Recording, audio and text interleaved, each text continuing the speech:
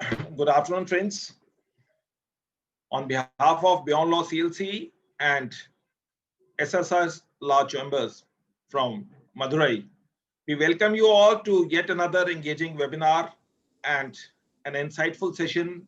We all believe, keeping in view the knowledge which Justice R.V. Ravindran shared with his judgments, which have been well acknowledged. And it will be unfair if you say that these 3-4 judgments are there. There are up to number of judgments penned down by him, which are widely read, and even as on today, so much so that Salla Verma is duly acknowledged in Pranay Sethi. And we have Mr. Srinivas Raghavan from Madurai, who has given a lot of talks on the Motor Vehicle Act itself. And when we requested Justice R.V. Ravindran, a former judge of Supreme Court of India, since he had also been sharing with us a lot of resource persons, I thought when Justice Ravindran was coming that we should share it on a common platform. And as usual, Mr. Raghavan was magnanimous enough to agree that we should be a knowledge partner. Since we are two hosts, I will request Mr. Raghavan also to give a short introduction, keeping in view fact people would always love to hear the resource person once he's especially of the stature of Justice Ravindran.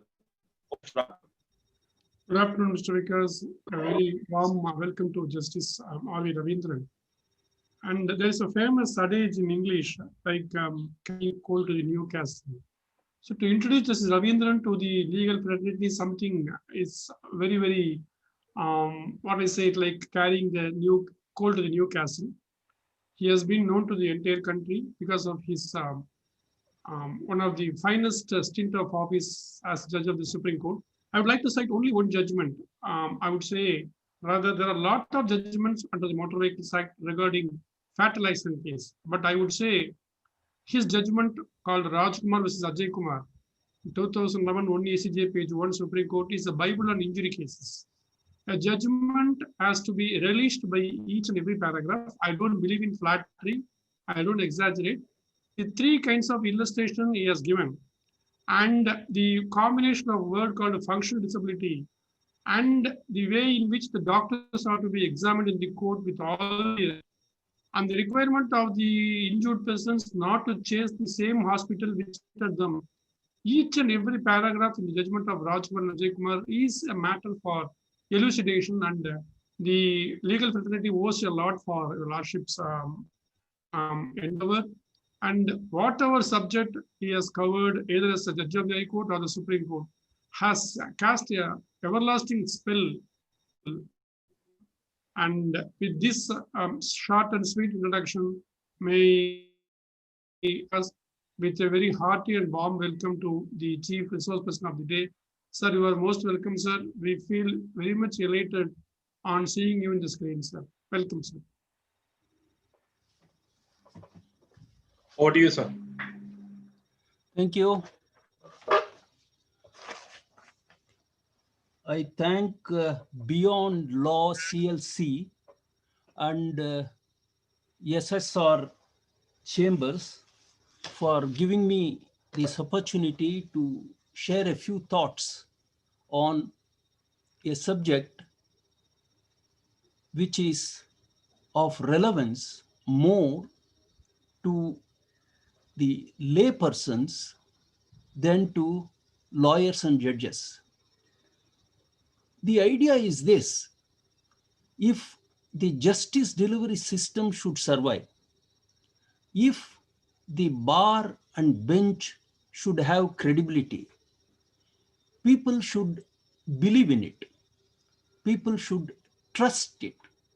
But there are several anomalies in law and in justice which make people feel that, the law is something that should not be trusted, or law is an ass, or if it is justice, the courts are not rendering justice. Now, if this impression percolates among the citizens, the judiciary as an institution would suffer, and consequently, the rule of law will suffer. Therefore, there should be an endeavor to explain to the common man that there are anomalies in law, yes. There are anomalies in justice, yes. But some of them are inherent in law and justice, and we cannot get rid of them. This the people should understand. And lawyers and judges should understand that there are certain anomalies in law and certain anomalies in justice which can be corrected, which can be remedied, but for some reason or the other, that is getting postponed or not getting the attention. Therefore, where anomalies exist, where it can be rectified, there is a duty on the part of the bar and the bench to ensure that they are rectified. And there are some types of anomalies which cannot be rectified, but which can be explained.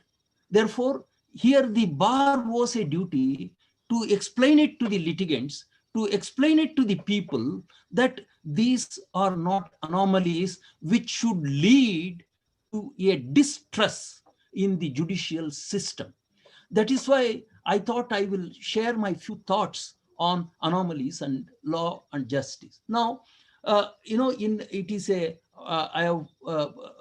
it is a published article, and I have given several lectures on this subject on different anomalies.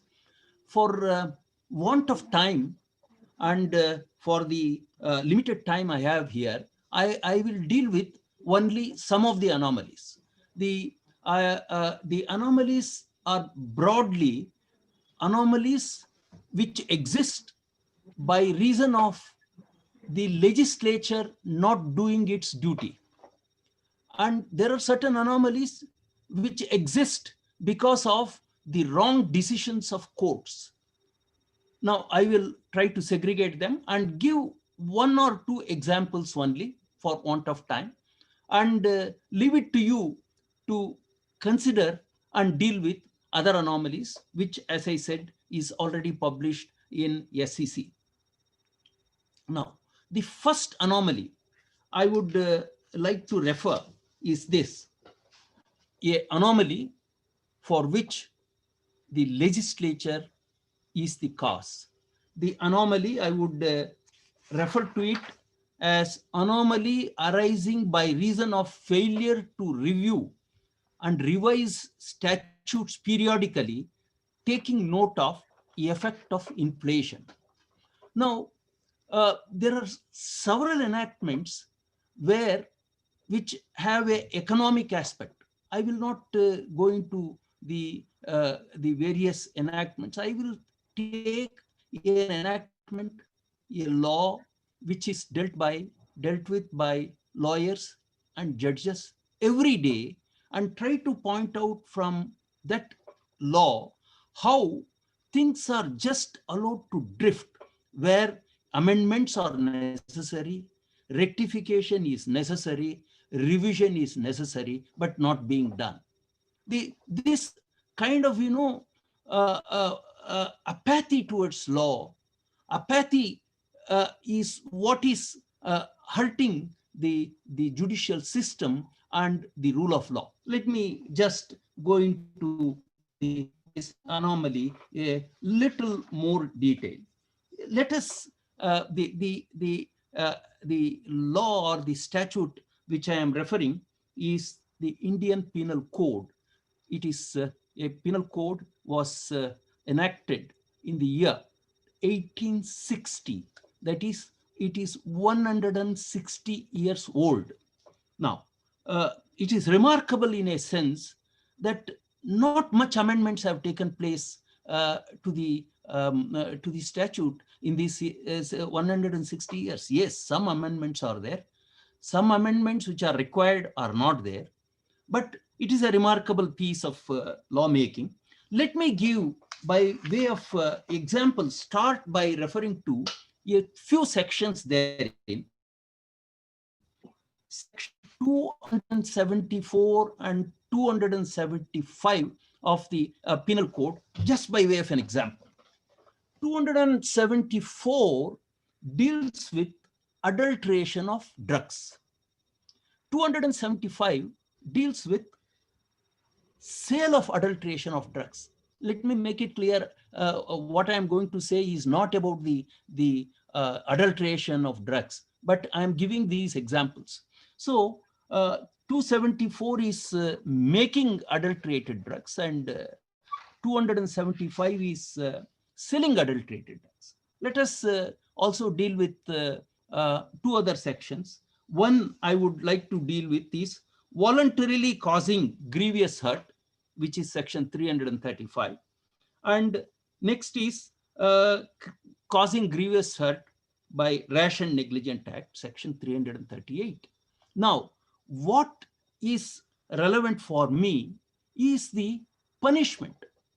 See, under 274 and 275, for the offense of adulteration of drugs, for offenses relating to adulteration of drugs, in the year 1860, what was the punishment that was proposed and provided for? The punishment was 6 months imprisonment, or rupees 1,000 as fine, or both. Now this is for 274 and 275. Now similarly, let us come to 335. For voluntarily causing grievous hurt, it is 4 years imprisonment, or 2,000 rupees fine, or both. Now coming to rash and negligent act, it is 2 years imprisonment or 1,000 rupees fine.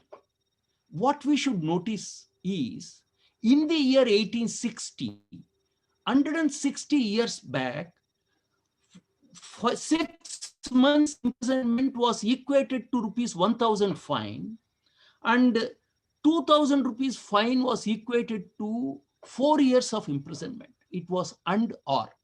Now, imagine the seriousness of fine then and now.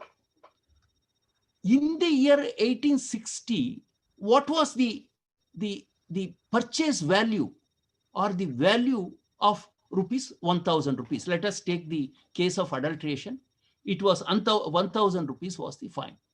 Imagine, in those days, people would readily go to jail for 6 months rather than pay 1,000, because 1,000 was a huge amount in those days. Imagine 2,000 rupees was something unimaginable. When 1860, a bag of rice was less than rupee 1. A 10 grams of gold was hardly 3 rupees or 4 rupees. In those days, a fine of rupees 1,000 or 2,000 were prescribed for adulteration because of the seriousness.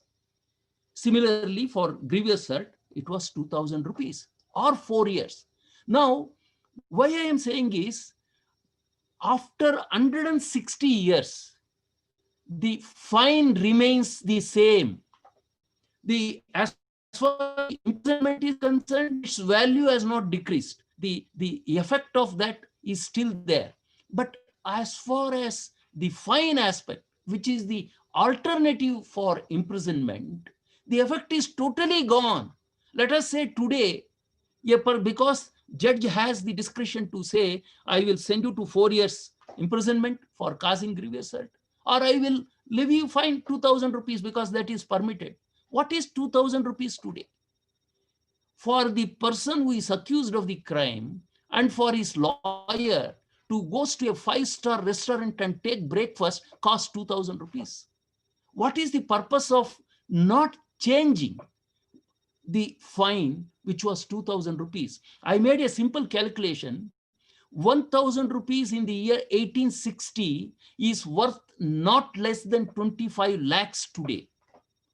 If it is 2,000 rupees, the worth on account of the inflation effect is 2,000 rupees is something like maybe 40 lakhs or 35 lakhs. I do not know. It is in that range. Imagine what is going to happen if the legislature takes note of the inflation effect on the law and appropriately modifies the law. What is the modification? Simply, introduce a fine which is equivalent to the fine that was stipulated in the year 1860. If that is done, 2-3 things will happen. One, people will be afraid of committing crimes. Number two, the overcrowding of jails will go, because what is happening now is a judge sees that there is a case of grievous hurt. Now, he has the choice of 4 years imprisonment, up to 4 years, or levying a fine up to 2,000. Do you think he will levy a fine of 2,000 rupees now? He will consider it absurd, because the offense is so serious, a grievous hurt has been caused. Therefore, he has no other alternative but to send the person to jail. This is what leads to overcrowding of jails. Now, if let us assume the old position, when 1,000 rupees was really a big amount, it was equal to or a amount which people would have thought, no, I would rather go to jail than paying this amount. If that was the effect, and now if, let us say, the amount is made proportionately higher, then it will become meaningful. Judges will start saying, all right, I will 6 months, or I am going to levy a fine of 5 lakhs or 10 lakhs or 15 lakhs, so that the victim can be compensated. This system of levying fine as an alternative to imprisonment is rendered absolutely useless by not doing a periodical verification in the 160 years. This is the legislature's fundamental duty. This has led to a totally anomalous position of law becoming an ass, because it is absurd. You say, you equate, you say the judge can send him to 4,000 for 4 years, or only 2,000 rupees fine. See, this kind of absurdities are what makes the position of law anomalous, and this should be avoided. The government should periodically, the legislature, the parliament should periodically revise them. There is a law commission. In fact, I may share with you that the law commission has time and again recommended that the fine requires an overhaul, that it requires to be enhanced. It should be made meaningful, but it has fell on deaf ears. There is no time for making these meaningful changes, making thereby, a law, a absurd and anomalous thing. This should be avoided. This is in the hands of the government. And if the law is properly amended, if the fines are made proportionate to the severity of the offense, I am sure that, offenses will come down. There will be discipline among people, and there will be no overcrowding. These are the effects. This is one simple example I would like to give. Now, there are also other absurd things in the same enactment. Let us go to the other part of it. What is going to happen? What is the absurdity in some of the other provisions? Let us consider 427 of the Indian Penal Code, how the not amending it has become rendered it meaningless. I refer to the other sections where I pointed out that the amount of fine is absurd. Now I am pointing out provisions where the offense itself has become absurd because of not revising it. Let us see 427. 427 says that whoever commits mischief and thereby causes damage of rupees 50, please mark the words, 50 or upwards, shall be punished with imprisonment which may extend to 2 years. Can you imagine this? That a person who commits mischief and the damage is 50 rupees, the imprisonment is 2 years. Is it not totally disproportionate? This shows because in the year 1860, causing mischief and causing damage of 50 rupees was a huge thing. I told you, 50 rupees then is something like maybe 5 lakhs of rupees today. Therefore, it made sense to make a provision that if there is mischief and if damage of 50 rupees is caused, he can be sent to jail for 6 months. Yes, it made sense.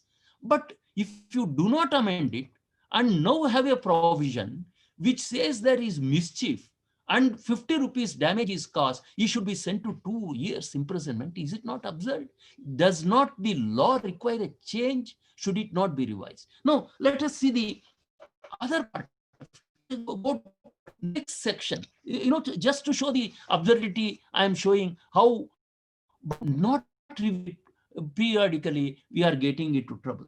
That is, section 428 says, whoever commits mischief by killing or poisoning, maiming, I will omit, rendering useless any animal of the value of rupees 10. Imagine, of 10. Now, of course, there is one section which says it is 50 rupees also. Then the imprisonment is for 5 years.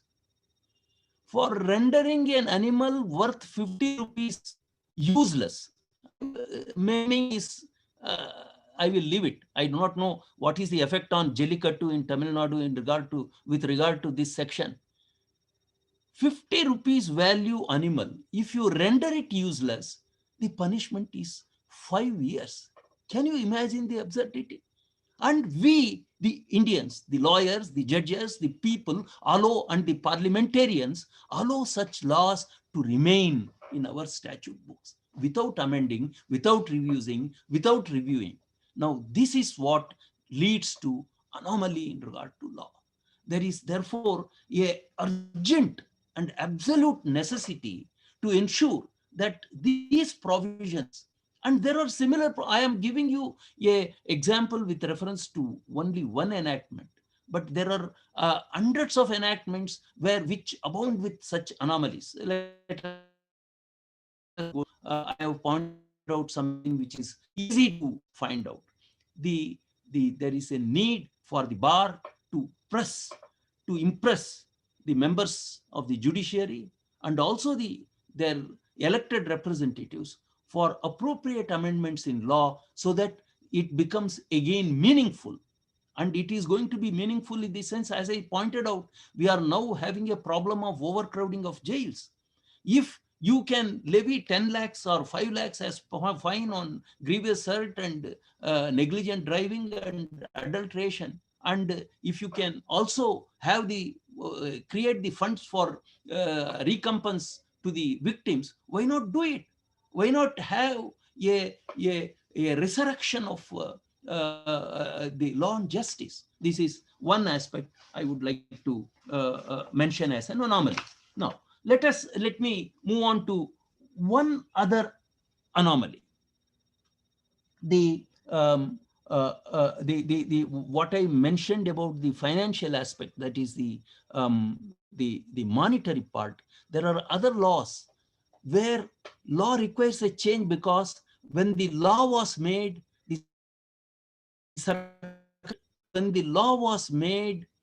different ideas were there. The object was different. Now, some of them have become totally useless, but the laws are continuing. That should be changed. Now, I will not go into the details. I will move on to the next anomaly. What is happening in regard to defective drafting of law? You see, earlier there used to be legal drafting is a specialized subject. It used to be done by experts, and it used to be discussed, debated in the floor of the parliament or any other legislature. Defects were there, were cured. Nowadays, nobody has some clerk sitting in some law office, legal department, cuts and pastes law without understanding the significance. And most of our legislatures don't debate it, don't read it, and we end up with absurd laws. Let me give a small example. The small example I want to give is a classic section, which courts are required to used in every case. I can understand, some law which is not used containing a mistake. A law that is required to be used by the courts, by every civil court in every case, has got absurd provisions which has not been rectified, even though the Supreme Court has pointed out the mistakes 10 years back. Let me refer. It is 89 of the Code of Civil Procedure. Settlement of disputes.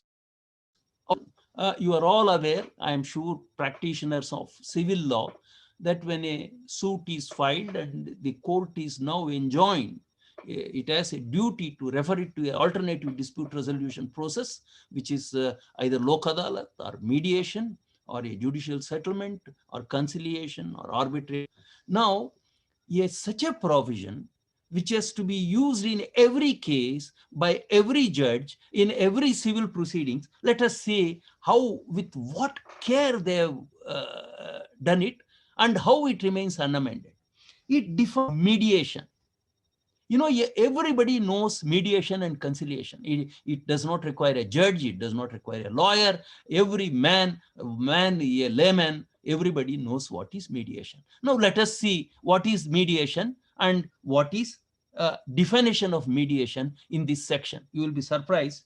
Mediation, court shall effect a compromise between the parties and shall follow such procedure as may be prescribed. This is mediation. Now, the same section has got a definition for judicial settlement. I will read it. Judicial settlement, this section says, court shall refer the same to a suitable institution or a person, and such institution or person shall be deemed to be a Lok Adalat, and provisions of Legal Services Act shall apply as if dispute was referred to Lok Adalat. This is how the conclusion has occurred. Referring to a person, a third party neutral person, for a negotiated settlement, that is for the mediator to assist the parties to negotiate and arrive at a settlement. That is now called under the Act as a judicial settlement. And a court, that is the judge trying to sit and settle, is made as a mediation. Imagine, a judicial settlement has become mediation and mediation has become judicial settlement. If you just if you just shift the two words, mediation and judicial settlement, then the entire thing will make sense. But the Parliament does not have the time to make sense of this provision. Now, it is not, the matter does not end there.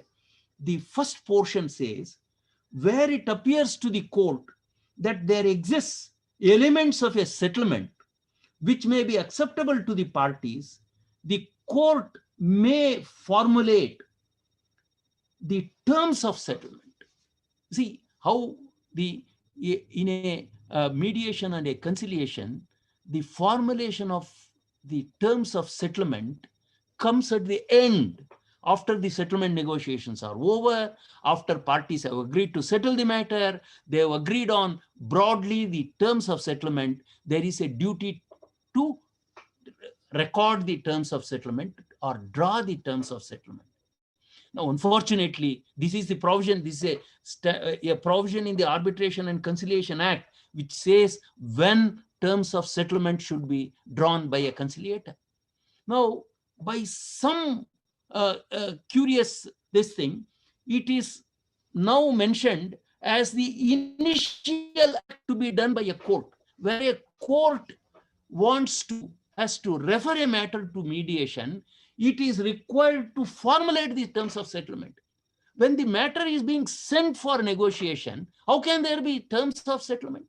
When there is no negotiations, when there is no mediation, how can there be the court which is sending, go and negotiate and try to settle? How can it formulate the terms of settlement?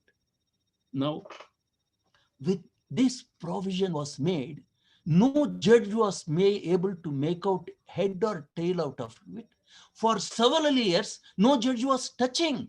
No judge was referring the cases to alternative dispute resolution processes because it could not be done. No judge could formulate the terms of settlement when he say go to mediation, go to Lok Adalat. All that he has to make was one sentence. But the law said you have to draft the terms of settlement. This kind of absurdity, this kind of error, this kind of cutting and pasting, I think this is cutting and pasting of section 72 or 73 of the Arbitration and Conciliation Act. You will find the exact words in 73 where it says the conciliator, after negotiations, after allowing the parties to come together and arrive at a settlement, ye will formulate the terms of settlement. That has been put in here as an initial step for it. Imagine the absurdity, imagine the anomalous situation. And this is what makes things very, very bad. The Supreme Court pointed out these mistakes in the year, if I am correct, in 2010. I was one of the judges of the bench which pointed out in a case known as Afghans construction or some such thing, in a case arising from Kerala. And Supreme Court made a request to the Parliament that this requires to be corrected. Nothing has been done till now. I am saying, how are courts supposed to work with such defective provisions? That is where the bar should come to the aid of the court also. They should point out, they should raise this issue, debate it, write articles, tell the legislators, their representatives, to see that the law is corrected. Unless that is done, the anomalies in law will continue. Now, the another anomaly I would like to deal with is on account of the generality of laws. That is another anomaly I would like to refer to. This is not really an anomaly, but this is perceived as an anomaly by the public, by the common man, and therefore it is necessary that we, the persons belonging to the judiciary, the bar and the bench, should explain it to the people that it is not an anomaly. What is this anomaly? When a law is made, a law is not made with reference to a particular person. That is the difference between a law made by a legislature and a law, let us say, declared by the Supreme Court, which is also binding on everyone. When a Supreme Court renders a decision, the decision is made with reference to a parties in a appeal before them. Whereas when a law is made by the legislature, it is made for being applied generally. Now, let us take a simple example. The example I want to give is the example of the Juvenile Justice Care and Protection of Children Act 2015. And let me clarify that there is nothing wrong in the act, but it is perceived as anomaly. And I would like to explain that there is no anomaly, and it is a duty for us to explain it to the common man who may feel there is an anomaly. What is this? Let us say a person, 18 years, he commits a serious crime, a murder or a rape. Now he is punished in accordance with the provisions of Indian Penal Code. Whatever punishment is to be imposed will be imposed.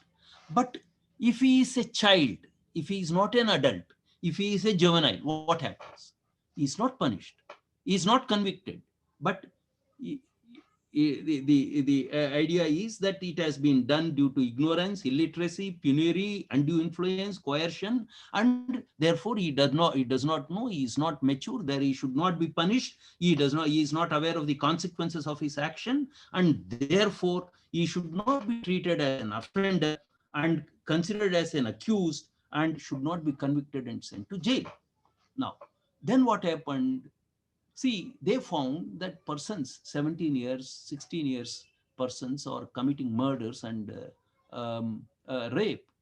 And law was amended that if the court considers them as understanding the consequences of their action and still committing rape or murder, even if they are 16 years old, they can be punished as, tried and punished as adults.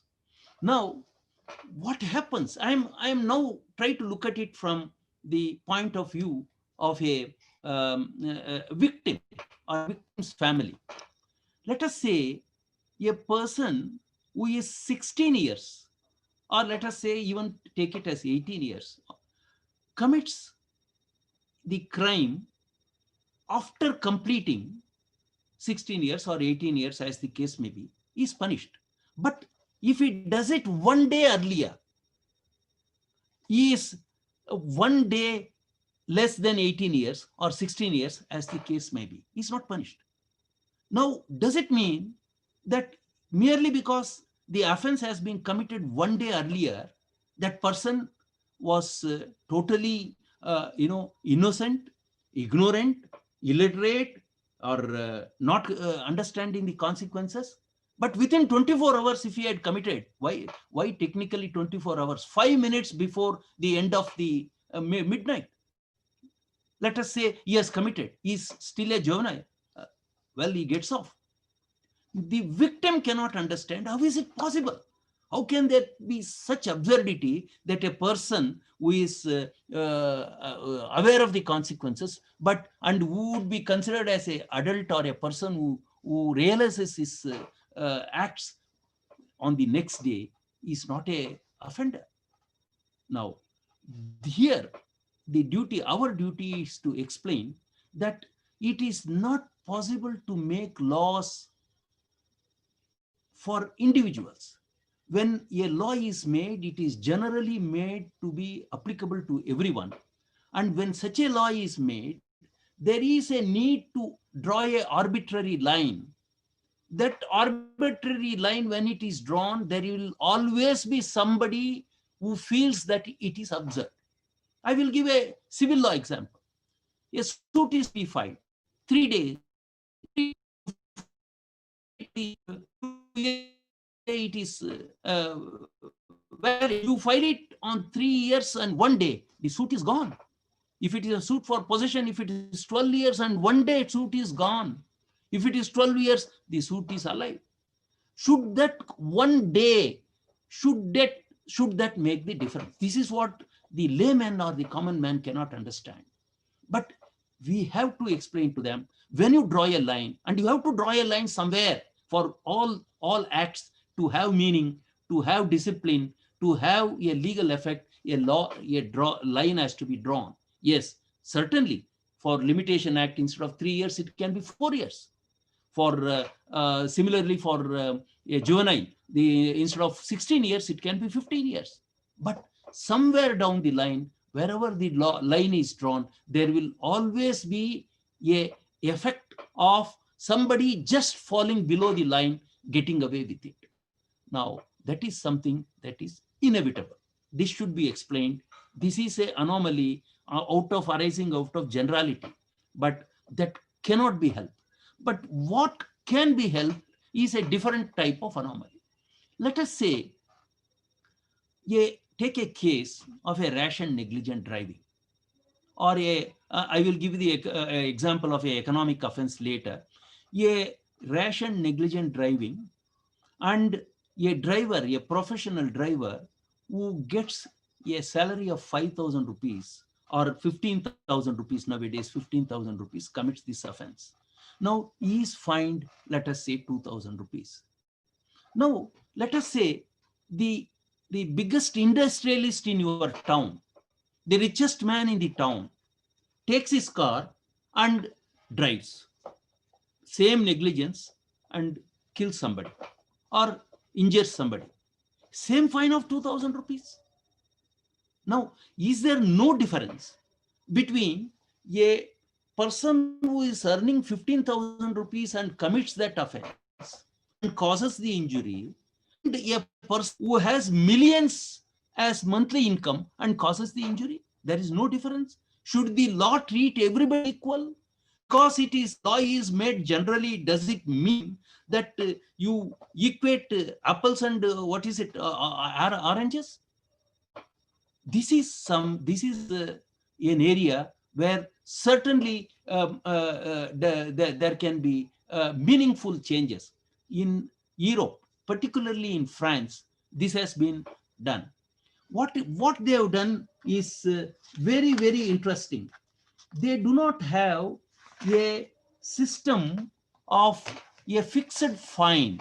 They do not say for this offense, the fine is this much. What they do is they adopt a two steps to levy fine.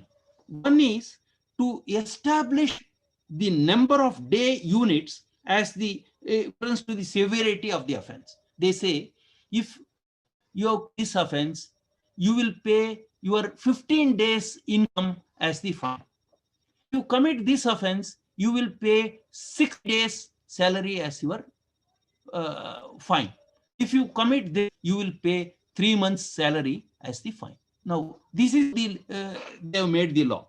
The second is they quantified the value. If let us say, blue collar worker commits the offense, is 15 days salary as fine. Let us say his income is 500 euros or 500 pounds or whatever, 500 euros. Or let us say in Indian rupees, it is 15,000 rupees. If the fine is 15 days income, he pays 7,500. If the richest man who has 50 lakhs as income, he pays 25 lakhs as fine. It is similarly for all the offenses where fine is, they have linked it to the number of days income rather than a fixed amount. Now imagine the kind of changes it will make. Otherwise, the rich and powerful just don't bother about committing offenses. Oh, if it is 2,000 rupees, let me pay and get away with it. No, that is not so. If, as I said earlier also, if the fine is meaningful, it can recompense the victim. It can create a revenue to the government to improve the rule of law, to improve the system of investigations, to prosecution, courts, everything can be funded.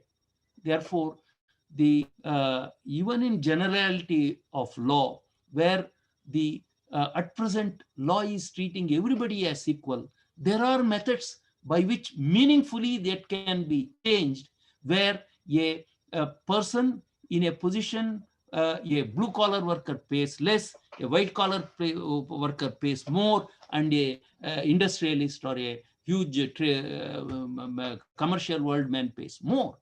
That kind of meaningful laws are necessary to make law and justice effective. This is this is all with reference to the law, anomalies in law. Let me now move on to some quickly anomalies with reference to justice. This is known to everybody. All the lawyers know it, all the others know it, and let us share it. What is this anomaly? The anomaly is this. A case comes up before a court, and another case, let us say, comes up before another court. The facts are the same, identical facts. One before one judge, a particular result follows. Before another judge, another result comes. Why? The common man cannot understand. The common man cannot understand how, with the same facts, identical law, the same facts, he is not succeeding, somebody else is succeeding. Now, this is because of something known as the philosophy of the judge. There are various facts for which the result may be different. Apart from the facts of the case, the manner in which the case is presented by a lawyer is certainly going to affect, and the capacity of the judge to understand, certainly it is going to affect.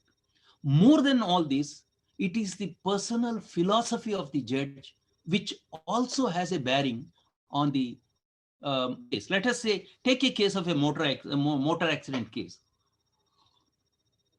You find that before one tribunal, 5 lakhs is given as awarded as damages.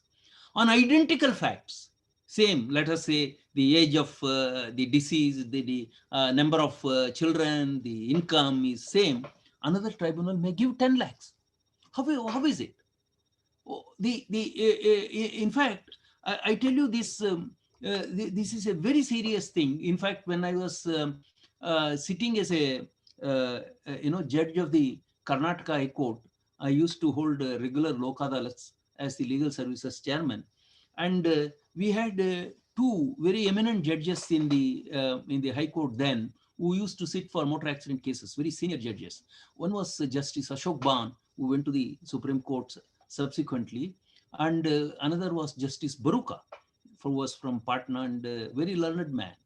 Now, Justice Ashok Ban would allow all appeals of the claimants and increase the compensation, whereas Justice Baruka would be very strictly going to the matter and he may not increase it. And on the other hand, the insurance appeals used to be allowed and compensation would be exactly calculated and amount would be given. How did I know this? You see, every week we used to have a Lok Adalat on Saturdays. Whenever Ashok Ban was sitting for MFAs, nobody was coming to the Lok Adalat for settling cases. No MVC case would come. Sir, we are getting it there. Why should we come here? If Justice Baruka was sitting for motor appeals, MVC appeals, there would be such a rush before the Lok Adalat, sir, settle it. It is coming up for hearing next week. We'll better settle it. We will take it. I'm telling you, this is known as, see, this is everywhere. You go to a magistrate court, you know, he's a convicting judge. He's a acquitting type of judge. You know, in appeals, in high courts, I know that the Supreme Court, High Court, cases are filed, but defects are not rectified for 6 months or 1 year. Why? They are awaiting, they are waiting for a positive judge to come, for a judge who is an acquitting judge to come.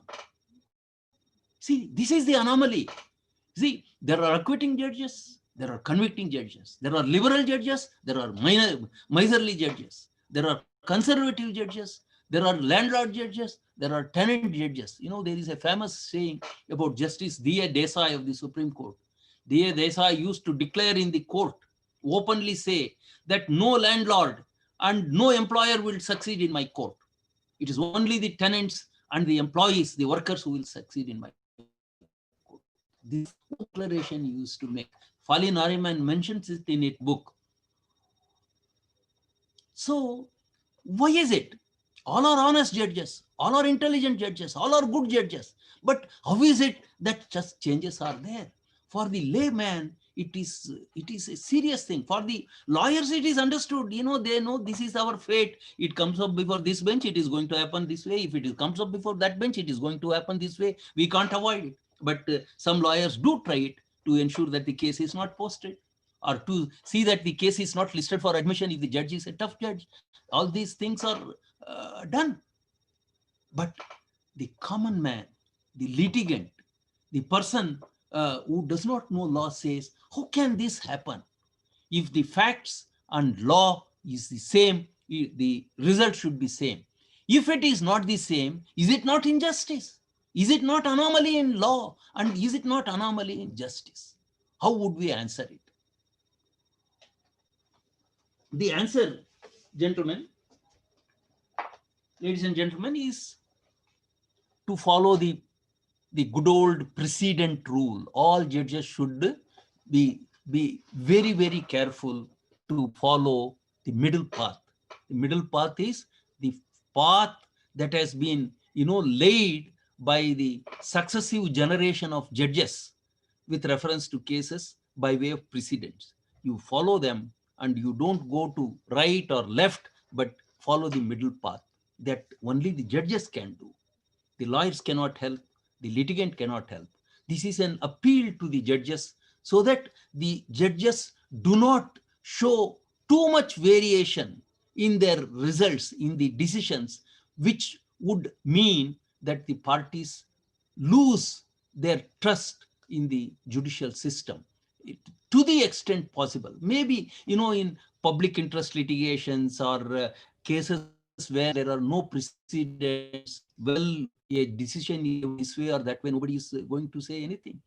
There is a famous saying about Nas Foundation case, 377 case. The saying among the corridors of Supreme Court is, if it had come before another bench, the decision would have been otherwise. So it is true that the judge's philosophy, personal conviction plays a part in the decision, and that leads to anomaly. But that is inevitable because ultimately judges are human beings. Judges are not robots. As human beings, they have certain convictions, they have certain philosophies, they have certain beliefs, and that certainly will mold the decisions, and that has to be accepted. If that is not accepted, if this is not made known to the litigant will lose the trust in the justice delivery system. Therefore, it is the duty of the members of the bar to say that, yes, we will put forth our case best, but there is a possibility that the case may, depending upon the judge's view, may lead to different results. Why this is necessary is, if this is not explained, there is a tendency on the part of the litigant to think that the result was different because the judge had ulterior motives. Judge I do not want to use the word corruption, but the parties start thinking of giving all kinds of colors and all kinds of reasons for the decision. Therefore, it is necessary for the members of the bar to explain to the members, to the litigants, that the reason for the decision, for being different is many a time, most of the time, is by reason of the philosophies of judges being different. This is something which you should all do it. Otherwise, the parties get a wrong impression. The next thing, Mr. Chatrat, how much time I have to complete? Can I take another 5-10 minutes, or should I complete it now? No, sir, you can do that. You can do that. You can complete it. Huh? It's one of the rare occasions when we can hear the entire dichotomy in the law as well as the. So can I proceed for another Yes, sir. 10 minutes? Yes, sir. Yeah. Yes, sir. Thank you. You see, the next thing I would like to refer is again about the judiciary. It is about the erroneous interpretation of the law, legal provisions by judges. In fact, this is there are a lot of cases. I do not want to refer to many of them. I will only refer to one case which many of the older lawyers and older persons know. It is known as the JMM case. I do not know whether you can recollect it. Let me give the facts shortly. It arose from the 1991 election to Lok Sabha. The Congress party was 14 members short of majority. The government faced a motion of no confidence in July 1993 and managed to defeat the motion by mustering the support of some additional non-Congress candidates. An FIR was filed alleging criminal conspiracy that certain members of the parliament belonging to Jharkhand Mukti Morcha and certain others had agreed to and received bribes to give votes with a view to defeat the no confidence motion. A criminal prosecution was launched against the bribe givers and bribe takers. That is, bribe takers are the members of the parliament under the Prevention of Corruption Act. The special judge took cognizance of the offense of bribery and criminal conspiracy. The persons sought to be charged filed before the High Court for quashing the criminal proceedings. High Court dismissed the petitions appeals were filed by special leave before the Constitution bench and the filed before Supreme Court and referred to a Constitution bench. The Constitution bench by 3:2 gave its decision. That is, I want to refer to it. The decision was based on Article 105, Clause 2 of the Constitution. This provision said, no member of parliament shall be liable to any proceedings in any court in respect of anything said or any vote given by him in the parliament. This was the provision. You know what the court said? Court said, we are acutely conscious of the seriousness of the offense that the alleged bribe takers are said to have been committed. If true, they bartered a most solemn trust committed to the reason of that they received, they enabled a government to survive. Even so, they are entitled to the protection of the Constitution. Our sense of indignation should not lead us to construe the Constitution narrowly, impairing and guaranteeing to effective parliamentary participation in debate. That is, they held, because Constitution said no member of parliament shall be liable to any proceedings in any court in regard to any vote given by him in the parliament, and the money was alleged to have been paid in regard to a vote to be given in the parliament, they had immunity and they could not be prosecuted, and it was passed. See, this is shocking. See, what was 105(2), the protection is given for no member of parliament shall be liable to any proceedings in any court or in respect of anything said or any vote given by him in parliament. Now, if a conspiracy is hatched outside the parliament, bribe is given and taken outside the parliament, that has nothing to do with this. Independent of vote, when some member of the parliament, a public servant, goes and takes money outside the parliament, how can it be protected by saying that, oh, it was because he gave a vote and this was in connection with this? Now, this is how sometimes law that is interpreted wrongly, this has made a mockery of law.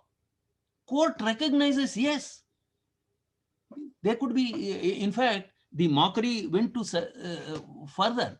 One of the members who took money did not vote. You know what the court said? He did not vote, therefore he does not get the protection. Persons who voted, that is, who took money and voted, who really committed the offense, they are out. The person who did not vote, because you see, some reason he did not vote, so he did not commit the offense, but he had committed the he did not have the protection. Now, this was the interpretation. If law is not interpreted meaningfully, if law is not interpreted to uphold the majesty of justice, then the anomaly causes a lot of problems. And this kind of interpretation, you see, it may be said, you see, 3 judges said it, 2 judges did not agree. It may be possible legally to say that 105 interpret which they have put forth, so a interpretation available. What I am saying is, what will the common man think? It can only say, yes, a bribe has been given, a bribe has been taken, a vote has been given, it is agreed by everyone, still he is not to be punished. What kind of law is this? No, we should not give for that. The entire idea of the justice delivery system is based on the faith, based on the trust, based on the confidence of the common man. If we lose trust and confidence, where are we? Where is judiciary delivery of law? This is what is worrying. That's why my appeal to the members of the bar is to ensure that when anomalies are there, the anomalies can be remedied make an effort to see that the anomalies are remedied. That is because each anomaly is a ground for creation of mistrust in judicial system in the minds of the people. Therefore, members of the bar should ensure that anomalies do not exist. And if anomalies do exist, it is their duty to explain that these are inevitable anomalies that arise, that are inherent to the system, and you cannot blame the system for that. This kind of assistance and is required, for protection is required, and the lawyers and the judges owe a duty to ensure that the anomalies do not occur. There are a lot of judgments, for example, of the Supreme Court, which take divergent views. Now, how will, how will High Court decide a case? You forget High Court. What about a poor subordinate judge before whom two Supreme Court judgments are cited, taking diametrically opposite views? He is afraid. He is confused. Without those two judgments, he would have decided the matter by looking into the provision of the Act and decided it in 1 hour. If the two Supreme Court judgments taking completely different views are cited, what he could decide in 1 hour, he cannot decide in 1 day. He is afraid. No, this situation should not arise. Supreme Court should ensure that there is no divergence in their views to the extent possible. It is not possible to have 100% this thing, but wherever possible, it should be avoided. If you do not agree with a previous judgment, refer bench. Don't ignore it and pass a judgment. The same applies to high courts. They owe a duty to ensure that law is the supremacy of law, the majesty of law, the majesty of justice is maintained. Now, another thing where, small things, let me give you an example. You file an appeal before the High Court. You file an appeal before the Supreme Court. The Supreme Court or High Court poo-poos it. Hey, there is nothing in this. I'm going to reject. So the lawyer stands up and says, my lord, make an order for expeditious disposal. We do it. Judges do it. All right. We direct the trial court to dispose of the matter expeditiously. Or 6 months, within 6 months, within 3 months. The havoc it causes in the trial court. A trial court, let us say, has 100 cases. There may be 90 cases which are older, 50 cases which are more urgent than this. In a wretched case which has no merit, somebody who has money takes it to the High Court or Supreme Court and appeals to the judge for a observation that dispose it off within 6 months. The judge is bound, the trial judge is bound by it. He has to ignore the old cases. He has to ignore more important cases and decide on this case which is useless. He has to decide it in 6 months.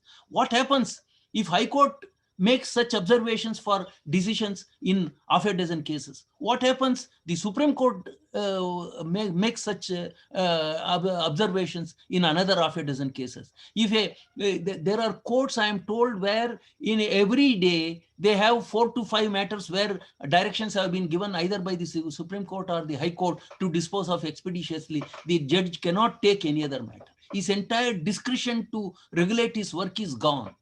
He cannot attend to old matters. And if he cannot attend to old matters, then the High Court finds fault with him why the old cases are not decided. Are we not doing? You see, the High Court and Supreme Court are dismissing the appeals.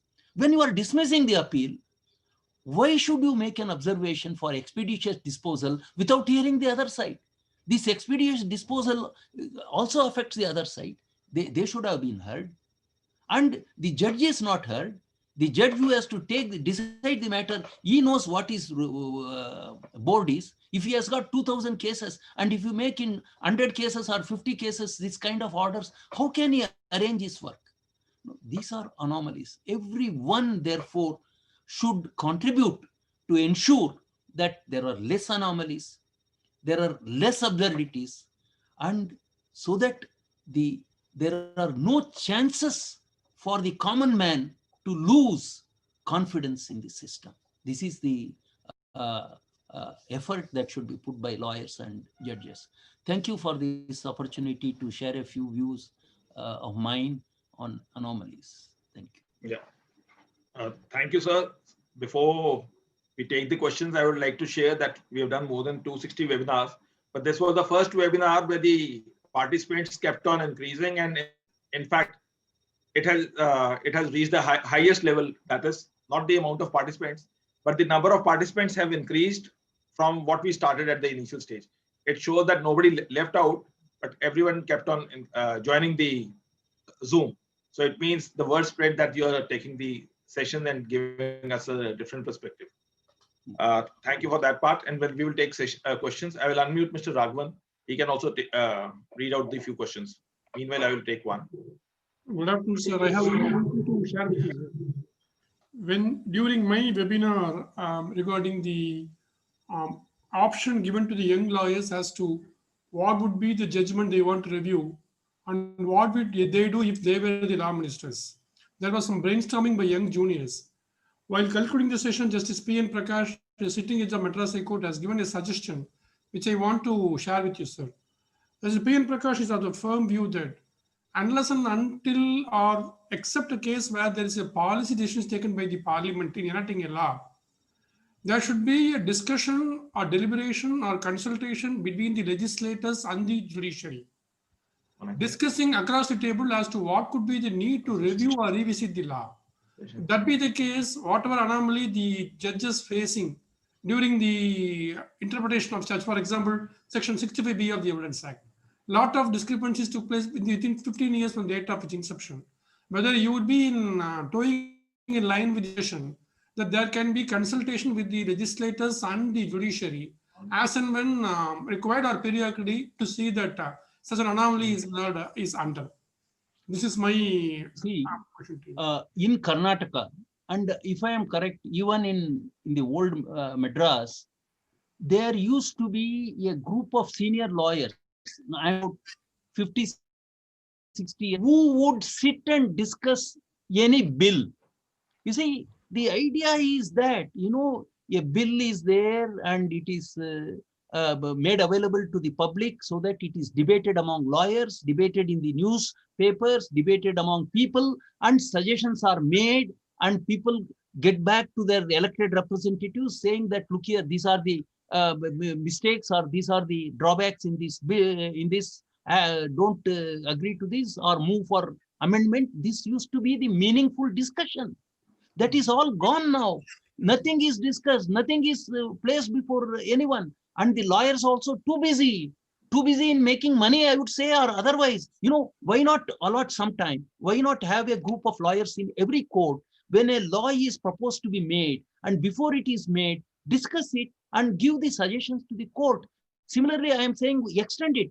You find that there are two judgments, divergent judgments. Why not have a committee of lawyers say, this is a matter on which there are two divergent decisions, which is causing confusion, which is causing difficulties, and bring it to the notice of the Chief Justice, saying that you constitute a bench and find a way to ensure that the divergence is not there, or that place it before a larger bench so that it is sorted out.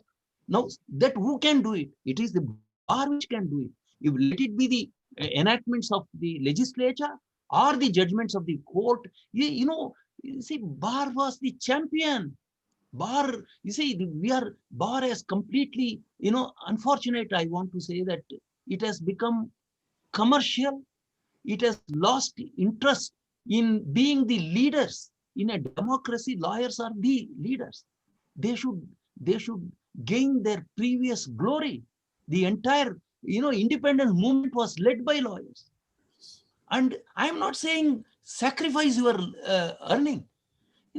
Every month you have a meeting of the busiest lawyers, the best of lawyers. Maybe, you see, I am not saying that the best of lawyers are busiest of lawyers. There are other things I don't want to. The lawyers who can contribute, by examining statutes, examining bills, examining judgments. Why not you do it? I think it is time that it is done.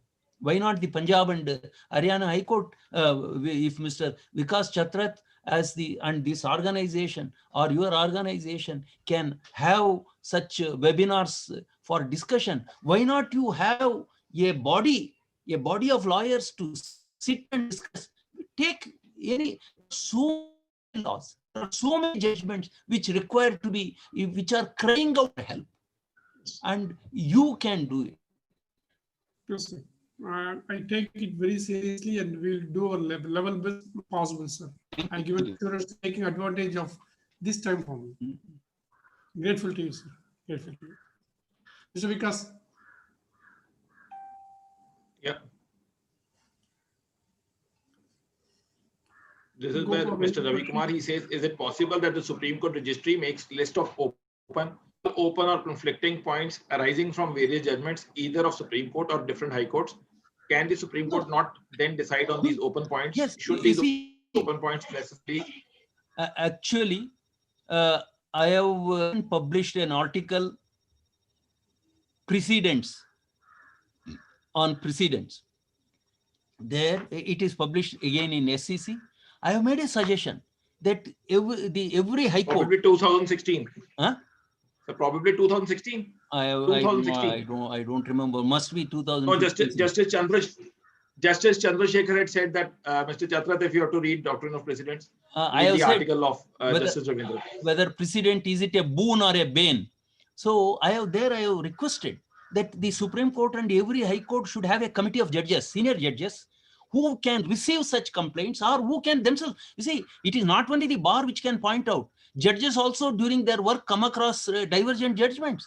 They can refer it to a committee, and committee can place it before the Chief Justice for constituting a constitution bench or a 3-judge bench if it is a 2-judge bench judgment, or a larger bench. Unless we do it periodically, anomalies will continue. There will be chaos, and order should be brought, discipline should be brought, confidence should be brought. How do you do it? When you know that the error exists because of 2 divergent judgments, the immediately steps should be taken to ensure that it is not there. Now, that is where the bar can play a very important role, and I appeal to you that in your own way, do it in your own way and bring it to the right articles. You see, unfortunately, India is a country where it is not done. For example, America, the legal writing is so much. Every judgment is, analyzed threadbare. Either now it is either a matter for contempt or there is no discussion. These are the only 2 things. There is no meaningful discussion. There is no meaningful analysis of judgments.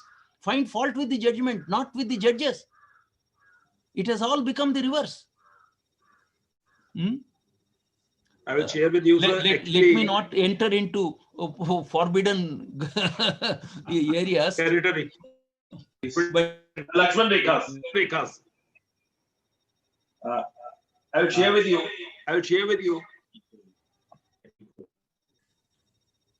Hello. Yeah. Sir, I will share with you, like what you were saying. It often happens in a large number of cases. They say if there is a conflict, if there is a conflicting view, then it should be referred to a larger bench. That's a settled proposition of law. But there are judgments to that effect also. There are 2 judgments. The judgment which finds more, there are full benches also, and the judgments also which say that, which is later in point of time, that you have to follow. The judgment of the larger bench, Supreme Court also, which says that if there are which touches the proof of that particular bench, that can also be found, did not be referred to a larger bench.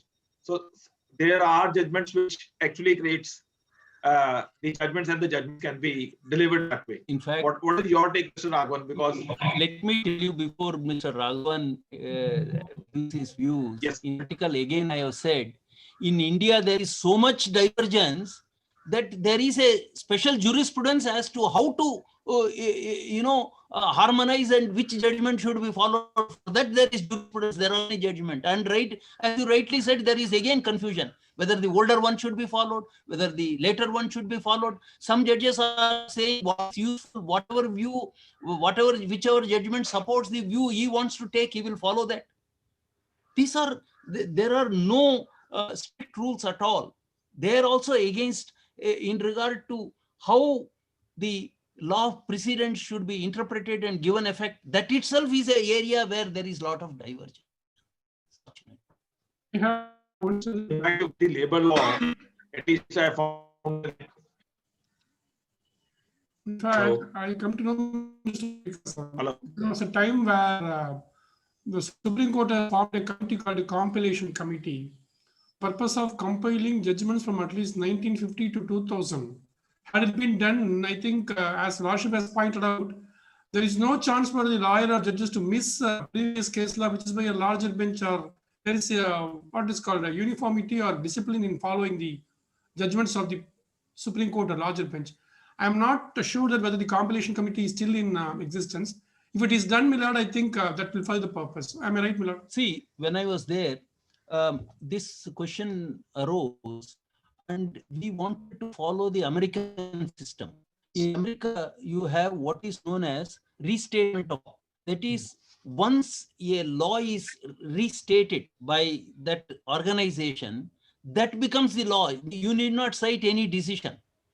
Now we try to do it, and I managed to publish 3 volumes, 3 books on that. But unfortunately, I retired, and it stopped there. I said, let us have this. Let us have restatement on every subject, so that the lawyer will have to go by the parties, and lawyers can go by the law that is mentioned in the restatement by the Supreme Court under the aegis of the Supreme Court, which has been done by a committee of very senior lawyers and even by judges as to what the law is, and that can be ready. Of course, there are cases where you may have to refer to all other citations, but that gives some kind of basis.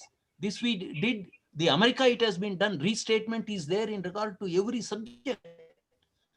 We don't have. It can be done. It can be done. Mr. Vikas?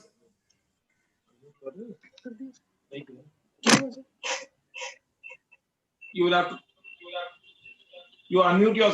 You ask the question. I think regarding the statutes, I think our bar association has the practice of sitting for a session. For example, when the Commercial Courts Act was introduced, our bar association sat for a deliberation. We have prepared a recommendation to the Law Commission or the Standing Committee, and we went to Chennai when the committee came to Madras for a deliberation. We have given a recommendation that includes, because the act was silent on execution. Once an award is or order is passed into the commercial court side, once again, we are driven back to the same old pattern of going for EP under the CPC. And at times, such suggestions are not taken into account. Once, again, I just want to reiterate that whether we follow an ADR or arbitration or whatever mode of new methodology to expedite the disposal of cases, but ultimately, when it comes to the question of execution, we are driven back to the old mode of going to the CPC or any other enforcement of the judgment.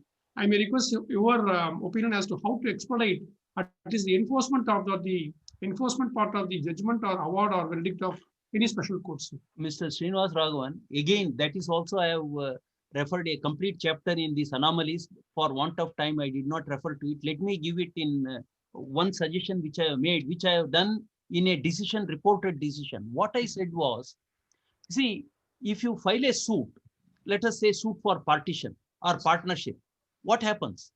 There is a preliminary decree, then again notice, then a final decree, then a execution. I said, and let us take a money matter.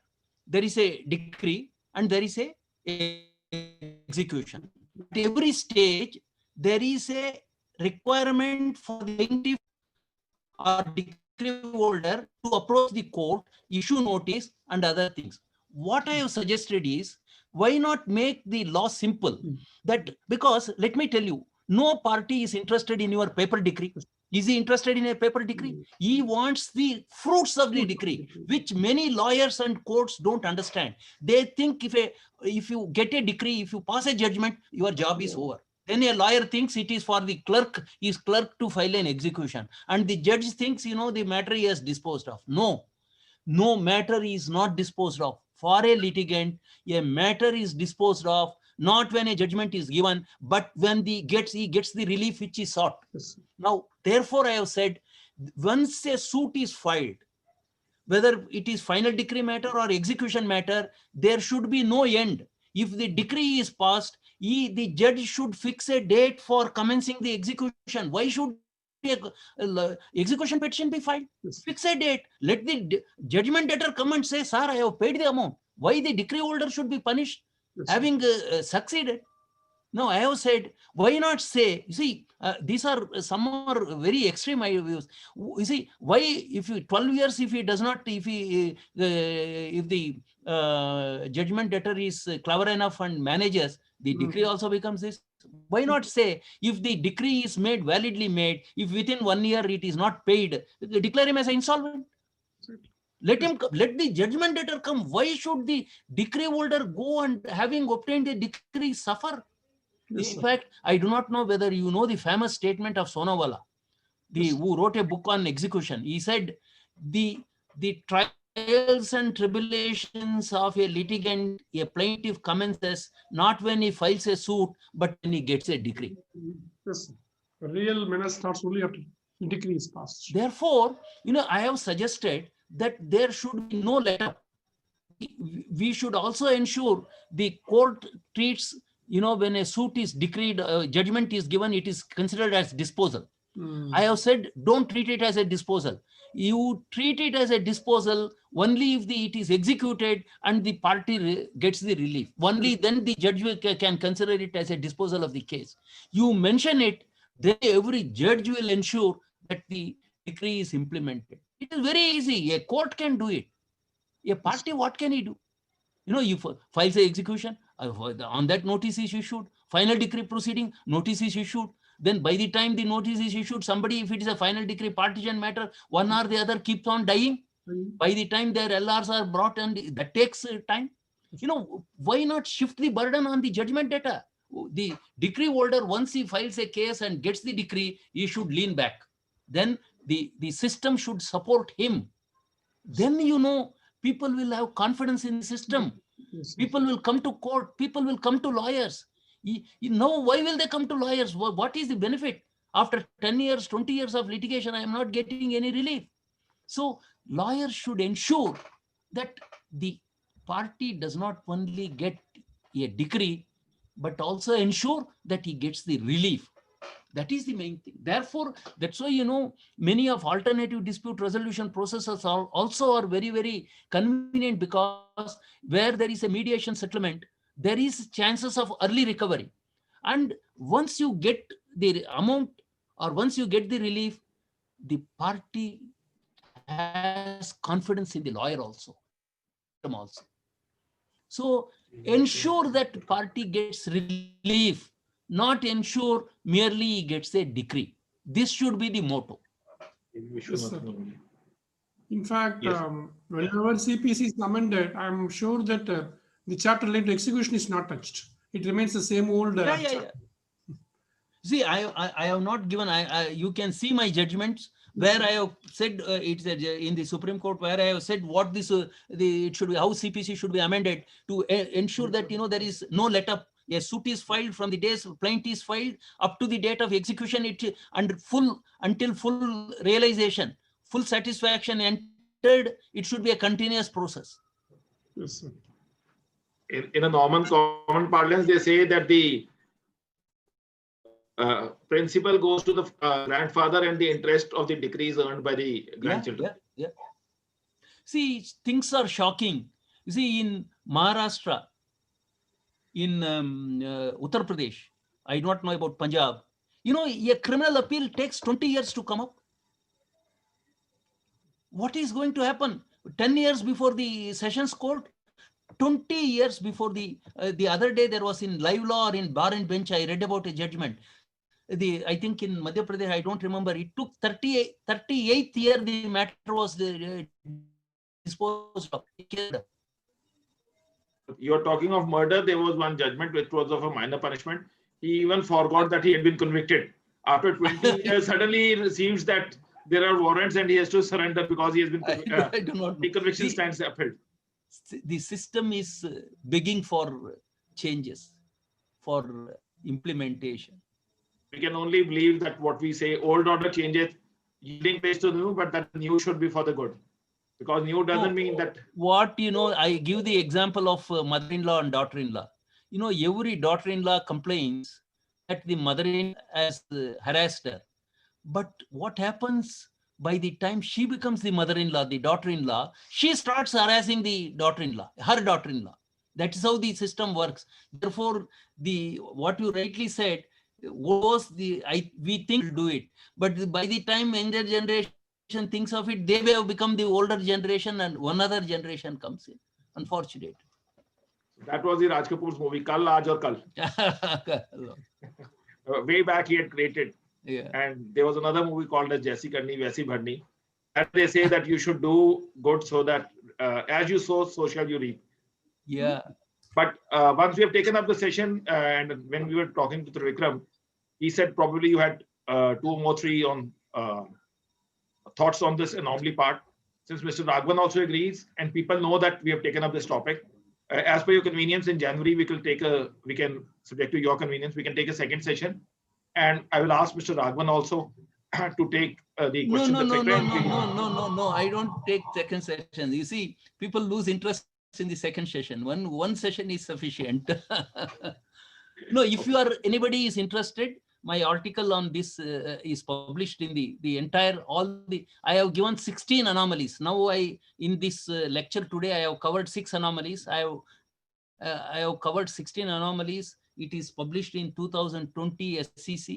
They can read it. I don't want to, again, burden the people by boring them about the same subject again. So I think I have one more thing to ask, if you don't mind. Yeah. So do we really require the procedure for abatement and setting as an abatement in the appellate stage? Because CPC is very clear that there will be no abatement in execution stages. Once the suit is over, once the rights are adjudged, why should we have the same rules of 22.4, 22.9 and section 5 in the appeal stages? Yes. It's true. Yes, sir. But you see, these require very small amendments, or maybe in regard to some of the matters, interpretation by the Supreme Court itself may sort out the issue. Sort out the things. Yes. Sort out the issue. Yes, sir. I think Mr. K.V. Vishwanathan, Senior Counsel of Supreme Court, is present here. Mr. Vikas, you ask him. We will unmute him. Oh, hello, Mr. Vishwanathan. So we are unmuting him. He is muted. Somebody should unmute him. Mr. Vikas,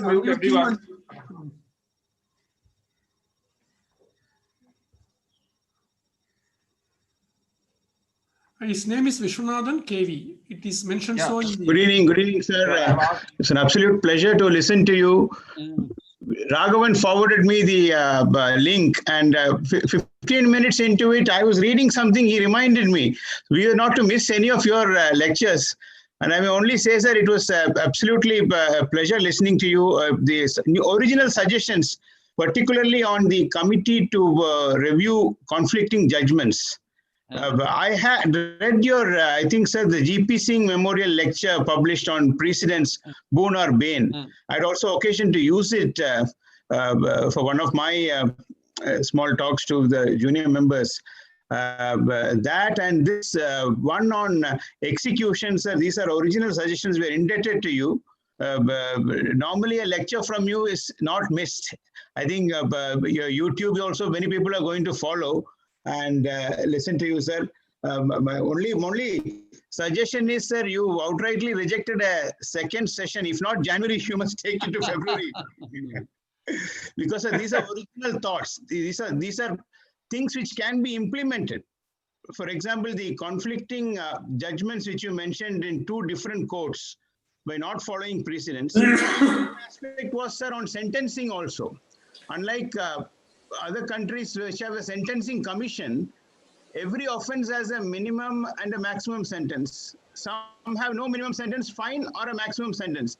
But a 326 with the same overtract, with the same fracture in Tamil Nadu can have 2 years or 1 year. in Madhya Pradesh can have 4 years or 5 years. So some kind of uniformity can be brought about based on the injury and the age of the deceased of the victim or the age of the accused. So that also can be, we can think of having a sentencing commission, because there again number of anomalies exist, sir, because there's no way how you peg it at 2 years, 3 years, 4 years or 5 years or even 6 years. So some get away with 1 year. See, Any thoughts on in that, America, books are written on sentencing. Huge books are there. In India, there is nothing. There is, unfortunately, you see, the judges and lawyers do not write. See, writing judgments is one, and lawyers arguing is one. See, it is for the law. See, jurists. A lawyer is, all lawyers are jurists. Only thing is they should find the time. Somebody like Vishwanathan should do it. You see, I asked a eminent judge, a colleague of mine, who was writing various books. I asked him why you have stopped. What I write, one book, 1 year, one arbitration, 1 day, fee is received. No, sir. No, we got the message. Not only on discussing bills, I might keenly followed it on writing articles and coming from you, sir. We can't ignore it, because next time we meet you, you will ask also. If people like Vishwanathan don't write, who else can write? No, sir. We'll make an effort. Writing requires reading a lot, so we will make an effort. It will be made, sir. So, to tell you the truth, that's why when Mr. Vikas said he wanted me to talk on some particular legal subject, I said that requires preparation. I will speak on this because I have already prepared this for more than 2-3 years. I have researched on that. Therefore, I will speak on this. So rather, they say that everything has its own destiny. I know I have been following up with Mr. Vishwanathan for time and again to give some insights. And today I just saw Mr. Vishwanathan. I knew that he's very, very close to Mr. Raghavan and you. So I thought he should be there. I popped up a message to Mr. Raghavan on the SMS. Probably Mr. Vishwanathan has joined. So he knew that he had joined. So now I know that my requests had actually fallen a deaf ear, like what you said, the president also sometimes fallen deaf ear. So for bringing Mr. Vishwanathan on this platform, I will have to catch hold of Mr. Raghavan. I'll take the responsibility of bringing him to you have to unmute Mr. Vishwanathan. The only power of the Zoom is that you can mute any good speaker. One thing, now that Justice Ravindran has demitted office now, it's now 8 years, sir, 2012. 9 years, 9 years. 9 years now, 2011 October. We had deep admiration not only for the learning but the work ethics that you brought to bear. And my appeal to you is, if you can spend 2 minutes advising all of us on how you organize your daily schedule, because very often when I meet people whom I admire, the one thing that I ask them is, how do you go about your daily schedule? Because you mentioned discipline. The personal discipline takes care of a lot of things, sir, which is easy to imagine following, very difficult to follow. If you can share, sir, something about your work ethic and the daily shift. I know you're very busy. You're very busy in the Supreme Court. You're very busy as a lawyer and as a High Court judge and post-retirement. Just some thoughts on, sir, how to organize the day, because the day seems to slip away, particularly in vacation, sir. So before you take over, I have just seen that K. Phanindran has also joined. I will unmute Mr. Justice Phanindran also. Yeah. Because it's also a pleasure hearing Justice Phanindran. Yeah. Is joined? Yeah. Some thoughts on that, sir. Some thoughts on how you work, how you organize your No, I have got my own views on this, because what works for one person does not work for another as far as discipline and scheduling is concerned. Everyone should develop his own method. I will give you some very small examples. Some are morning persons. They want to get up at 4 o'clock and 4 to 6 uninterrupted they want to work. Now there are some evening persons, that is who take their dinner and work up to 12:30, 1 o'clock. You can't make morning persons, evening persons, and evening persons into morning persons. I know of Supreme Court where the senior counsels give appointment at 12 o'clock in the night, 1 o'clock in the night, 2 o'clock in the night. I do not know at what time Vishwanathan gives appointments, but I know of various lawyers giving at various times. So what can be said is you have to work. Yes, that there is no dispute or no this thing. But how you work, whether you do it this way or whether you work in the morning or whether you work in the evening, whether you do this first or whether you do that next, that is, you do it individually. You have it in your own way. But one thing is you should do it. It is like exercise. Everybody gives, that you should do exercise, you should do yoga. When you do it is left to you, but you should do it. Ultimately get around to that. That is the secret. See that the work is done, but have your own way. Don't try to follow what others do. That is my request. No, sir, but that's fine. But how do you do it, sir? We will follow. No. Because I find, so you get done most of the work. Judgments were No. It is a area where you have a wrong notion or wrong impression. But one thing. Are you morning or are you evening, sir? Are you night? No, I am a morning person, not a evening person. I go to bed by 9:30. Okay.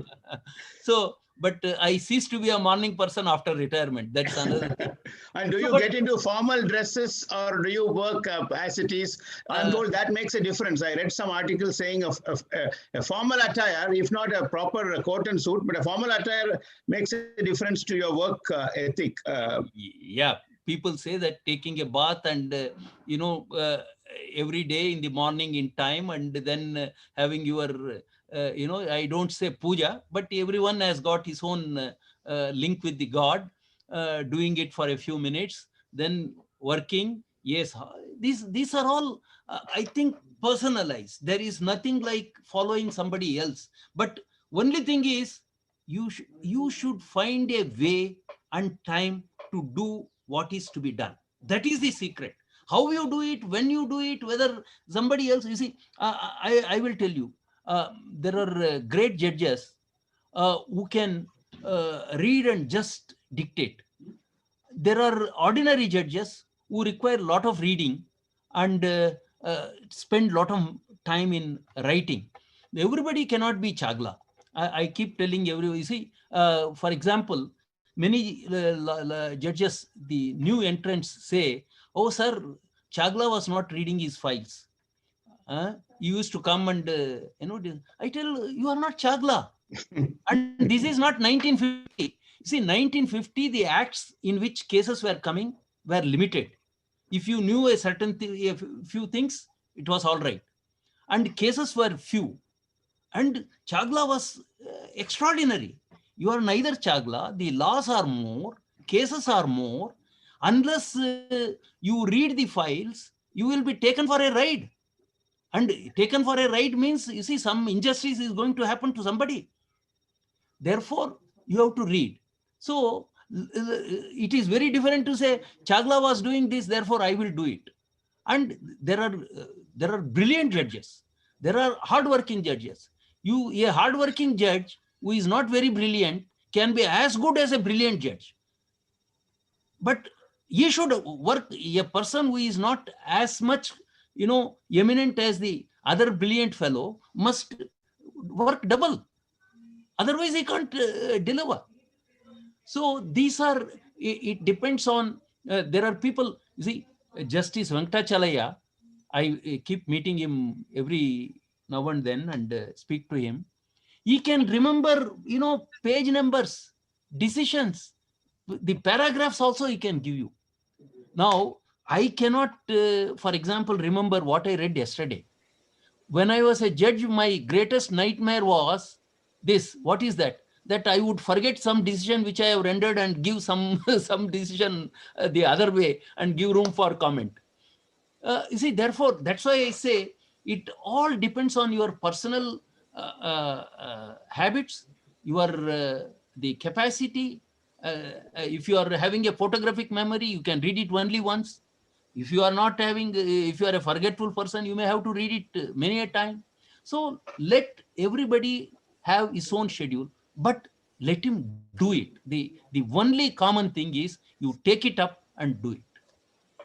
Thank you, sir. Thank you. So what you said, I remembered. I just saw a YouTube video of Didi BK Shivani today morning itself. Like what you said, she said there are two set of people. Nowadays, youngsters at 4 p.m. they sleep and they tell their parents good night. Whereas some people like the youngsters or 60s and 70s, they at 4 a.m. get up and they say it's a good morning. So the time is the same. It all depends what type of mindset you have. Number one, and number two, like what you said, there cannot be one size shoe which fits all. And number three, they say that life is like a highway. Everybody goes on his own speed. You cannot overtake all the vehicles, and all vehicles cannot. Or some vehicle will always take over you. So you have to enjoy the pace of what you are doing, but there has to be a positive step. There has to be a constant positive movement. Since you have not revealed, we will ask Mr. Vishwanathan, who is himself a legal icon, what is his take for the lawyers that he believes that should be done to become from that ordinary lawyer to an extraordinary level. What is that particular leap of the Armstrong, which changed from the to the... Mr. Vikash, let me share something about Vishwanathan. You know, in Supreme Court, there are lawyers, senior lawyers and senior lawyers. There are some senior lawyers whom you can, you know, while walking in the corridor, you can instruct them. And they will pick up one point and they will mention it. And if they get the relief on that, it's all right. If they don't get it, that's gone. But Vishwanathan is one lawyer to whom if you give a brief, judges can be certain and the instructing counsel can be certain that you would have read from page 1 to the last page, including the wakalat, you would have read it. That is the kind of thoroughness, you know, that has made him to rise to his present level. And if at all anything can be learned from Mr. Vishwanathan, it is for the lawyers, I can say, thoroughness and nothing but thoroughness. So I'm sure you will be able to share his views better. This is what I have observed and so I can vouch upon that. So I can vouch upon that because when I had connected with him in June, he said that because whatever topic you will give me, I will require 2 weeks. I said that whatever topic it is good with you, you can connect with that. Normally what I talk to a lot of speakers, but he said, no, that's not my habit. I will only connect. So only on this platform, we will ask Mr. Vishwanathan to accept our request to come for second session with you. And we'll ask Mr. Vishwanathan, what difference does it, what are the key schedules from making an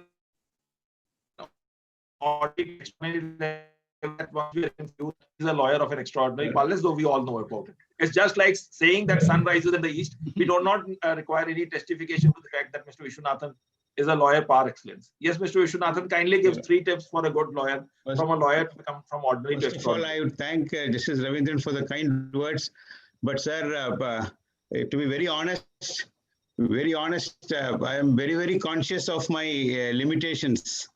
There are a lot of limitations which outnumber the strength, if at all there are any.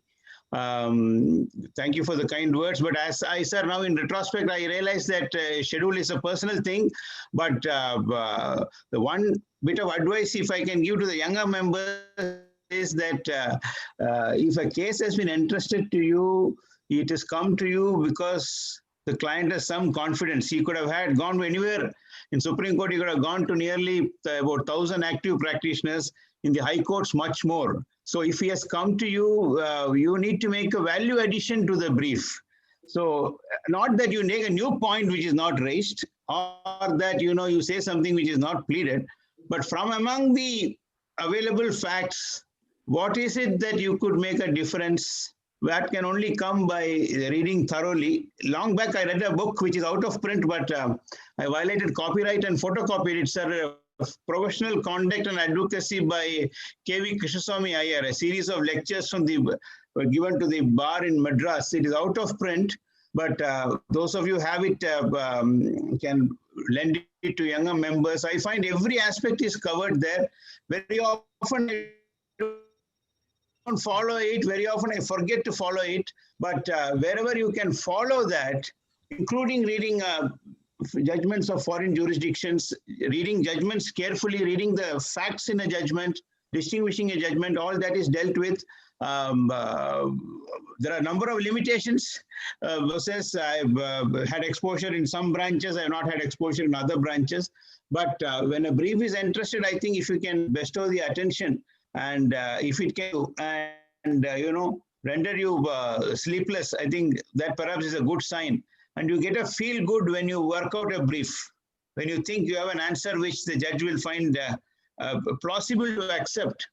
I think till you get that feeling in the brief, if you can pursue, I think that's the only thing I find. There are others who have a lot of reading. I find that there's so much to be read to take advocacy to a different level. But as far as the brief is concerned, the client wants relief in the most ethical way possible. And if all the resources can be marshaled, I think that's an advice which I would like to share with the younger members. Otherwise, you have Justice Ravindran and you have Justice Phanindra, whom I'm not able to see on the screen. No, he's there. We have asked him to, he will have to unmute himself and come on the video. We'll request Justice Phanindran. See, we are requesting him. Mr. So meanwhile, Justice Phanindra comes, Mr. Vishwanathan, 3 tips still we have missed. What 3 tips will you give for a lawyer to become a good lawyer? That journey. I think a work schedule is important. As to how you work it out, as Justice Ravindran rightly said, personal decision. You can have an outer limit of the number of hours of work that you will put in. And the other thing I find is focused work, which was very difficult for me in the initial days. There are a lot of articles going around on mindfulness. I find most of us have this problem. I don't know whether, it is a common phenomenon. You will find that the mind would wander. So if you can focus it to the work on hand and do one thing at a time, it helps. So a time schedule, doing one thing at a time, and I think observing the other members of the bar. Every member of the bar and every judge has a certain unique characteristics. There are some judges, as Justice Ravindran said, who are brilliant by very nature, who can dictate a judgment off the cuff. But there are others who work it out, who plod and come out with a judgment which is compact and which may be sustained for a longer period of time, which may be enduring. So a work schedule, focused work, and law is a very humbling profession. Every individual is sui generis, and if you can accept it, I think that itself is a guarantee to a reasonable success in the profession. It's a great profession. Rewards are innumerable. So if you can know your limitations, know your strengths, and work around it, I think you can make a century like Rahane did, and you can play a match-winning knock is what I feel. See, I want to add one thing to what Mr. Vishwanathan said. From his words, the important ones are, you should know your limitations. I think there is nothing more like this. You should know the limitations and work on it. See, for example, many lawyers, let us say when they get a brief, they read the entire thing for preparation of the plaint or written statement, they read it. But some can remember it after 5 years when the matter comes up for arguments, they can remember. But 90% of the lawyers cannot remember. They have to read it again, which means investing more time. Therefore, one thing is making thorough notes, and not only making notes, updating it. My senior used to do it. That is, every case he will have a complete note, and whenever he sees a law journal and reads a judgment, and if he considers it, as relevant or useful, he will immediately take out that file and note it. So by the time the case comes up for arguments, the up-to-date, the citations will be available, and the facts also in 1 or 2 pages, the entire notes will be there. If you cultivate the art of making notes, not verbose notes. There are people for a 10-page plaint, they will have 10-page notes. That is not going to help. So the idea is that you read everything and make concise notes, but thorough notes. That will certainly help for people who are not bestowed with the great, this thing, the memory. And that kind of memory is only very few people have. Therefore, having notes, making thorough notes, if you cultivate that habit, it will help. That's why I said these words were very, very wise words. Know your limitations. If you know your limitations, you know that you have to work on it. If you are overconfident, if you do not know your limitations, you think, oh, he can do it, I can also do it. You can't certainly do it. That is what. I was reading one of the articles that said, it is the desire. The biggest wings are of the ostrich, but the desire not to fly doesn't make her fly. So whatever you may have, you have to, but it can run. It is the second fastest running bird. So they say that you have what you rightly said, that you should know your limitation and then assimilate accordingly. And the factor, like we were talking of cricket, like Mr. Vishwanathan said of Rahane, that is, if somebody has a temperament to play with the short ball and he's out, so he has to practice and come across that. Before we part for the day, we will ask Mr. Raghavan that what is his inputs. What will he say? Tell about to the young lawyers to make a mark within the society. There is nothing to replace hard work. And I would like to add a new word to hard work. I think Rashid would agree with me. Senior would agree with me. It is a smart work. Gone are the days we have become work hard. And now we see only people hardly working, not hard working. So I would like to substitute the word smart work instead of hard work. Anybody who works smart, thinks smart, and acts smart will be always successful, and legal profession is more an exception. And we have role models like this is Ravindran, Mr. Vishwanathan, Ms. Mohana, and a lot of people are there, Mr. Arvind Datta, and we have got a lot of role models. Let us keep them emulating and keep our own spirit, as he said, accept our limitations and go beyond them. That will be the golden words I would say to all the youngsters. Thank you, Vikas, for the time. Yeah. I just believe that what they said, it's all one considers somebody as a role model and somebody actually rolls them as a model. So rolling down and role model is a different gamut. And tomorrow, before we part for the day, tomorrow we will have the second part of the Insolvency Act by Mr. E. Om Prakash, again a senior advocate from the Madras Bar Association. So do stay connected with us at 4 p.m. And we are all thankful to Justice R.V. Ravindran, who took out the time and gave us the inputs, not only in the anomalies in law and justice, but as to how the lawyer could create his own niche, and rightly said that everybody has to see that he has to fit into the shoe according to his size. He cannot fit into the other size. A small shoe can make the feet tight, the fingers pain, and the loose one cannot make you run comfortably. And we are also thankful to Mr. K.V. Vishwanathan, who despite being having a hectic schedule, gave us the time. And before we part for the day, Mr. Raghavan wishes to speak some, share his thoughts. I have just gone through the blog of SEC Online, where Mr. Justice Ravindran's article on anomalies has been printed. It is www.seconline.com, blog post 2020, dated 25/4/2020. No, it has subsequently come in SEC also. Print also, in print media also. Yeah, print. This I circulate to the members of the group so that they can get benefited either on the blog or on the print. We will share it on the Beyond Laws CLC. And thank you, sir. And we will ask Mr. Vishwanathan to unmute, and we will ask him to give some time in the month of January, or we will ask him after this session. Because Mr. Vishwan has given me a promise. Don't worry, I'll bring him to our forum. Don't worry.